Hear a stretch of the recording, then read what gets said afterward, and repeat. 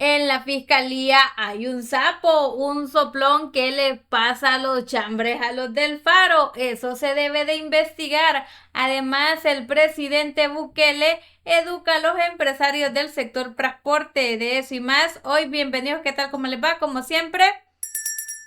Activa la campanita para estar bien informado. Vamos a empezar hablando de cómo el Prezi ha educado a los empresarios del sector transporte, porque sí son vivos. Resulta que el gobierno le soltó 12 millones de dólares para que dieran el servicio de transporte gratuito durante estos días. Y muchos de ellos agarran el pisto, se lo comen y no sacan las unidades, no sacan los buses. Así que para que aprendan, por burros les tocó palo, les tocó prisión, porque hoy nuevamente se llevaron a 5 empresarios del sector transporte por no obedecer. Tan difícil es hacer lo correcto, dijo el presidente Bukele, les cuesta, así que ni modo, por eso les cayó la ley. Y quiero compartirles lo que dice Julio Valdivieso, que yo no sabía que fue ministro de Transporte, sobre cómo debería de ir el subsidio. Actualmente la gente paga 20, 25, 30 centavos de pasaje porque al empresario se le da el subsidio. ¿Se le debería dar a la gente o se debería pensar en una nacionalización del transporte? Sí, es cierto. En todas partes del mundo el transporte es subsidiado, o en la gran mayoría. ¿Por qué? Porque es muy caro y la gente, el 80% de nuestra gente, se va en transporte masivo de pasajeros. Entonces, ¿qué pasa? Que si se sigue el mismo sistema de asignación al empresario, este es un subsidio al usuario. Por lo tanto, debería subsidiarse a los estudiantes, a los de la tercera edad, al pasajero de manera directa a él, pero no al empresario. Y ahí se evita el problema de los controles. Mira, yo me recuerdo, bueno, que este país, como siempre hemos dicho, es el país del queso, el duro, blandito, el de la sexta décima. Cuando yo llegué, había una figura que se llamaba los delegados de transporte, que eran los encargados de certificar que efectivamente las unidades trabajaran. Y tenías que trabajar 16 días al mes para tener derecho a todo el subsidio del mes. Y certificaban los viajes estos delegados. Y pregunté yo, ¿y cuántos delegados tenemos? Pues como 800, man. ¿Y de dónde sacamos el pisto? Le digo. No, es que los nombraba el viceministerio, pero los pagaban los transportistas. Claro, pues desde ahí venía la corrupción. Estaba hablando un poco Julio Valdivieso de su experiencia cuando estuvo en el viceministerio de transporte. Hay quienes hablan que ya se debería de nacionalizar el transporte, sobre todo porque ha costado, hay que ser sincero, ha costado, ¿verdad? Pero miren, por ejemplo, acá un usuario comparte en redes sociales, todos sentaditos en el bus, miren, bien cuidados por un militar, no tienen miedo ninguno de ellos, así que lo anote por ahí Fortín Magaña, que a él le dan miedo a los militares, pero la gente que se acostumbra a viajar en transporte público no tiene miedo que un militar se suba. Ahora, si cambiamos al militar por un marero, ahí sí les aseguro que todos tuvieran miedo. Pero según Fortín Magaña, la cosa es al revés, ¿verdad? Lo bueno que él es el psiquiatra, ¿se imaginan cómo están los pacientes? Bueno, entonces dice, mire, todos afilados en sus asientos, sin desvergue, sin mañoso. Y bueno, todo tranquilo, ojalá fuera de forma definitiva, dicen, y muchos ya andan hablando de eso. ¿Creen que debería el gobierno de considerar una nacionalización del transporte o de dirigir un subsidio a quienes usan el transporte público, como los estudiantes, así como lo estaba planteando Julio Valdivieso? Se puede llegar a dar. Ahora, algunos, como este señor que estuvo el día de hoy, Luis Regalado, la representante de la Mesa Nacional de Transporte, dice que no, que están bien mansitos, que ellos no son enemigos del gobierno. Y qué bien que el presidente nos esté tomando o viendo en este caso, porque la intención en ningún momento es querer querer chocar contra su mandato. Al contrario, queremos ser propositivos y queremos ser parte de este desarrollo de visión como gobierno que se tiene. Sí. Y ser parte de los planes de él. El objetivo de nosotros siempre ha estado enmarcado en eso, ¿verdad? Y hemos sido propositivos, lo hemos demostrado. A través de todo este tiempo hemos reconocido el trabajo, le hemos agradecido por ese trabajo, estamos con la buena voluntad. Nosotros queremos hacerle un llamado, señor presidente. Este sector ha sido su aliado desde el momento que él tomó las riendas de este país. Escuchaban, aliados, amigos, nada de enemigos. Y miren, antes sí eran machitos. Por ejemplo, hace unos años así hablaba Genaro Ramírez. Dijo, vamos a subir el pasaje y al que no le guste que se vaya en burro. Así hablaban. Negocio yo les diría, bueno, y si no les alcanza para, si no quieren pagar pasaje, que se compren un burro por la última hora. Toda la gente lo que... Que se compren un burro si no les alcanza para pagar el pasaje, decía. Ah, ¿verdad? ¿Cómo cambia la personalidad de un hombre cuando emprende desesperación? Alguien por ahí muy famoso decía esa frase. Ahora vamos a hablar de la pesca del día. Sí, de la pesca del día. La Embajada de los Estados Unidos felicita a la Marina Nacional de El Salvador por una incautación de aquel polvito valorada en más de 25 millones. Una nueva incautación. Ahí ven que el presidente Bukele publicaba toda la información. Un barco pesquero, ya ven, una pesca de 570 millas náuticas en el estero de Jaltepeque. Llevaban 1 tonelada de esta mercancía valorada en 25.6 millones. Ya a esas horas el ministro Gustavo Villatoro estaba haciendo la presentación de toda esta incautación. ¿Sabía usted qué es un sapo? Pues parece que en la fiscalía y yo creo que en el gobierno también hay muchos, porque uno de los Martínez, Carlos Martínez, en una entrevista, porque ahorita anda de gira de medio contando su hazaña que entrevistó a 2 mareros, pues él cuenta que ese aviso que le llegó de que la fiscalía los está investigando vino de una fuente desde la fiscalía. Con pandillas y una serie de acusaciones falsas que entrañaban también amenazas. Y luego supimos, a través de una fuente a la que concedemos bastante credibilidad, que la fiscalía prepara órdenes de captura para varios de los periodistas y en general para todo el equipo de periodistas que preparamos estas entrevistas. Una fuente que ellos le dan bastante credibilidad para saber de que los están investigando. Tiene que ser una fuente desde la fiscalía o cercana a la fiscalía, como el gabinete de seguridad. Así que ahí tienen un soplón, a alguien que, miren, escucha y habla y cuenta todo a los del Faro. Yo creo que una limpieza no caería mal, sobre todo cuando está hirviendo, pues hay una fuente muy confiable. Si imaginan el nivel de rango que mantiene esta persona como para darse cuenta de la investigación y tener a esta parejita ahí, a los del Faro, de contacto y pasarles el chambre. Ojo, también ha dicho en otra entrevista, porque les digo que andan de gira de medio, que ellos no pagan por información y que tampoco le pagaron al marero por la entrevista. Realidad con la que han desatado, de esto sabes mucho tú, a sus troles, en El Salvador, para insultarnos y para decir que si entrevistamos a un pandillero, pues somos cómplices, o somos miembros de esa pandilla, o nos lucramos y nos estamos haciendo millonarios de estas entrevistas. ¿Qué cosa nueva te contaré a ti de qué dirán los troles? ¿De qué dirán los troles? Desde luego no recibieron beneficio económico ustedes. Déjame pedirte la pregunta. Date la pregunta. Vale preguntar, digo, ¿verdad? Yo mejor siempre hago la pregunta, digo. Absolutamente no, pero bueno, es decir, la respuesta es absolutamente no. Es decir, nosotros hacemos nuestro trabajo de periodistas por el que recibimos un salario de nuestro Un medio. salario es un salario, es Y otra como cosa. parte de mi trabajo hago entrevistas, hago reportajes y crónicas. Pero no solo eso.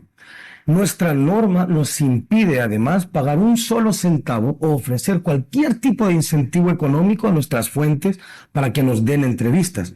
No podemos pagar por información porque esa información ya no se considera valiosa o confiable. Entonces, no solo recibimos dinero o no nos estamos haciendo ricos haciendo estas entrevistas, sino que además no hemos pagado por conseguir estas entrevistas y nunca lo hemos hecho. Ahí escuchaban, así que no le pagaron a Charlie, no le pagaron a Liro, que era el otro pandillero que entrevistaban, y supongo que tampoco le pagan a la fuente confiable que les dijo que la fiscalía los está investigando y que les va a levantar un caso. ¿Qué opinan? Yo lo que sí considero es que una limpieza desde la fiscalía, una investigación ahí en el gabinete de seguridad de quién será el soplón, quién será la fuente de eso, no caería mal, porque esas cosas, sean ciertas o no que se estén investigando, no deben de salir, no se debe de fugar ningún tipo de información, porque hoy son los del Faro los que entrevistan a esto, pero imagínense una investigación, bueno, ¿cuántos casos no hemos visto? Justo ayer salía la noticia de que fue condenado el ex diputado Parker, pero pues el tipo no está aquí. ¿Y eso de dónde se debe de que al final cuando van por ellos ya no están? Por los soplones, por los sapos. Mire, ex diputado Rodolfo Parker y su familia son condenados por enriquecimiento ilícito. Ok, hay una condena, pero ¿dónde están? Norman Quijano se nos fue, la Margarita se nos fue, porque en el gobierno hay muchos chambrosos, soplones, sapos, y hay que limpiar de esa gente, porque miren, el daño que hacen, que gente que ha delinquido quede libre, y yo no creo que eso sea de choto. ¿Usted cree que esas fuentes trabajarán de choto? Por mucho que los del Faro digan eso, yo no creo que de choto arriesguen su trabajo, su libertad, porque hacer eso claro que es un delito, solo por pasarles la información. Bueno, les quiero compartir esto, y es que en Estados Unidos están educando a los jóvenes hablándoles de El Salvador. Hasta ellos ya saben decir que Quilmar Ábrego Marero, aunque los de la oposición y algunas ONGs lo sigan defendiendo. Presidente Bukele, tengo unas preguntas para usted. En español, yo aprendí de la historia de El Salvador y la violencia que estaba en las calles a causa de los pandilleros. La gente inocente vivía con miedo. Aprendí el significado de algunos tatuajes de la pandilla MS-13. Por ejemplo, los 3 puntos representan los 3 destinos de los pandilleros: la cárcel, el hospital y el cementerio. Gracias al presidente Bukele, las calles están seguras y la gente puede vivir en paz. Presidente Bukele, tengo unas preguntas para usted. Primero, ¿cuál sería un consejo para otros países centroamericanos que tienen problemas con pandillas? ¿Y cuál es el legado que deja en El Salvador? Ahí escuchaban, esto es parte pues de la educación que le están dando a jóvenes en una escuela allá en los Estados Unidos. Y mire, qué bien que ahora se les dice, en El Salvador existía ese fenómeno y el presidente Bukele acabó con ellos. Hablemos de este otro testimonio. Presidente Nayib Bukele, mi nombre es Analí Moreno, soy estudiante de Greensley High School del norte de Carolina. Soy hondureña, mitad salvadoreña por parte de mi madre.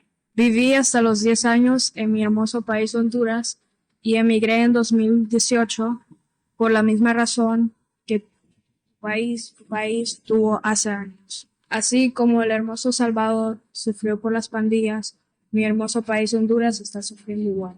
Como nuestros hermanos centroamericanos, todos emigramos a este país buscando seguridad, aunque no queríamos venir a este país. Hemos escuchado el cambio que has hecho en el país y es el más seguro de toda América. Has hecho un buen trabajo cambiando la seguridad y me gustaría que también Honduras estuviera igual. Bueno, escuchaban parte pues de los testimonios de estos jóvenes después de haber aprendido de El Salvador, y qué bien que ahora se les habla contándoles cómo fue el sufrimiento, pero que ahora eso acabó.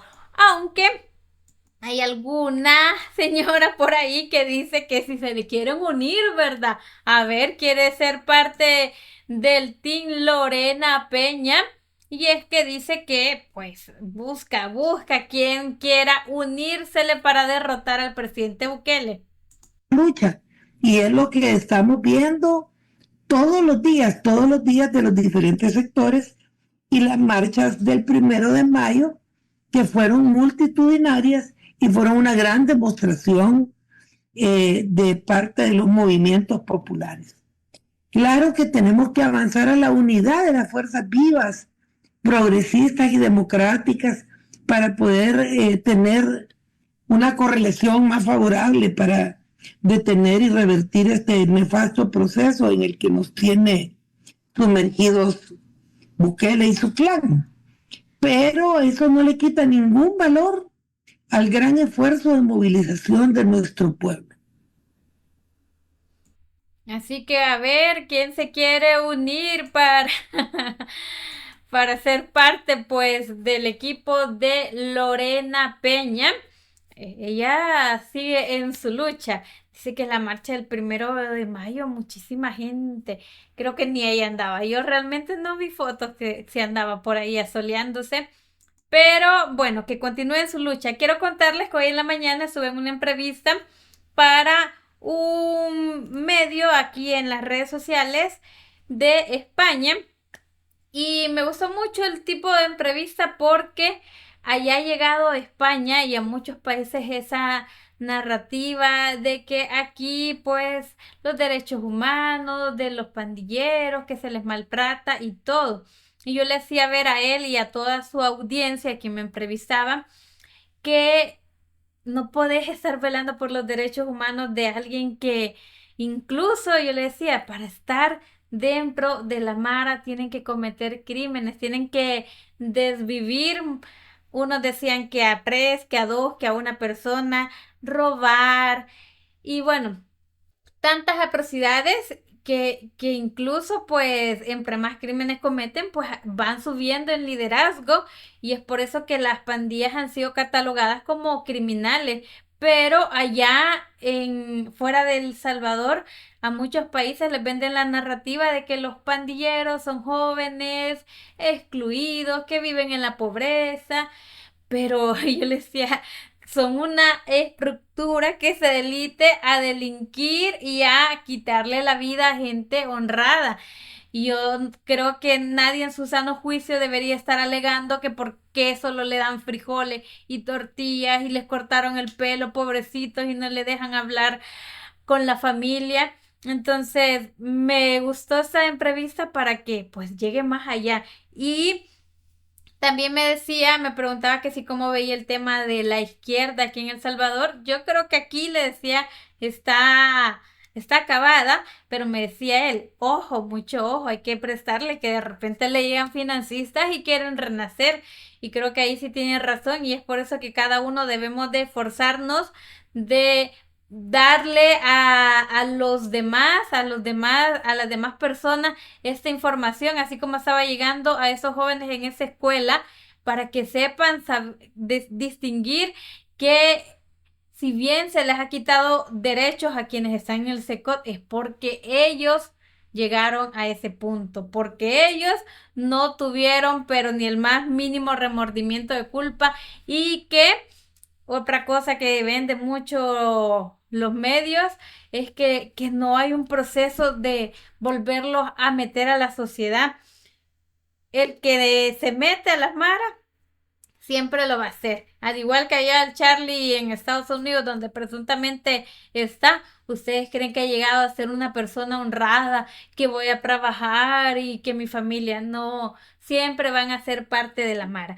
Gracias a todos, solo les quería compartir un poco. Si quieren ver la entrevista, les dejaré aquí el enlace.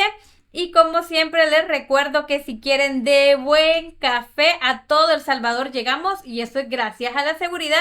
Si no, no existieran empresas de paquetería, pero miren, en 24 a máximo 48 horas le están entregando su pedido. Ya casi es 10 de mayo, este sería un buen regalo para su mamá, un café geisha, así que lo puede ordenar al WhatsApp 73757169, y no olvide, como siempre, activar la campanita de las notificaciones. Saludos.